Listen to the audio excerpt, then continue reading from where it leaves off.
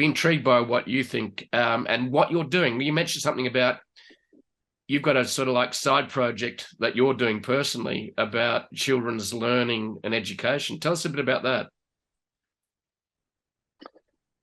Yeah, I mean, just to examine the potential for AI. For me, it's more of a hobby project to do something that's close to my heart, which is, my children. I've got two kids that are 8 and 5, and the idea of the world they're going into being completely reliant on technology, which means they're reliant on data centers, just really intrigues me. So to do a little test, I wanted to find a thoughtful problem. And if you look at the amount of education material for kids in the English language, is plentiful, and it's not as plentiful in, Welsh or Icelandic or, pick any other language. The collective body of works for children's material is insignificant, all of them combined compared to English.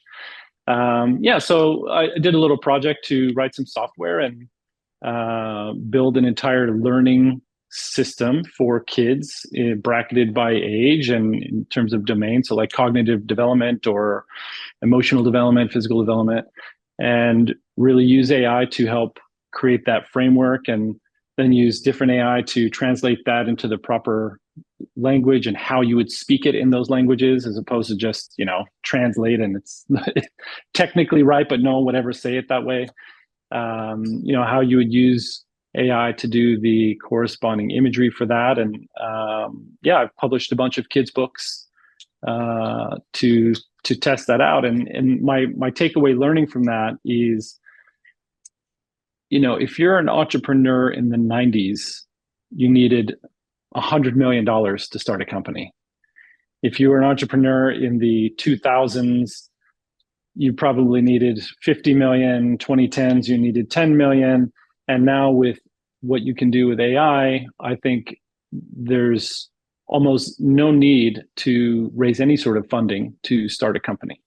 So the barriers to entry go to zero, and that's going to create this whole new renaissance of inspiration of anything that people can dream up to try to solve.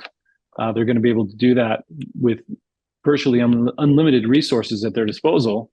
And, as I reflect on that for Redivider, all of them require this massive computing.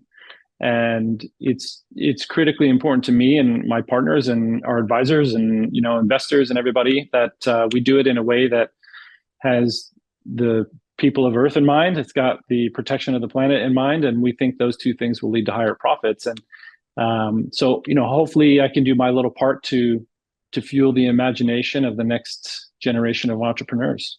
Mm-hmm. I love that, because everyone said that AI is going to remove your human creativity. I think it seems to be exploding it. Oh, absolutely.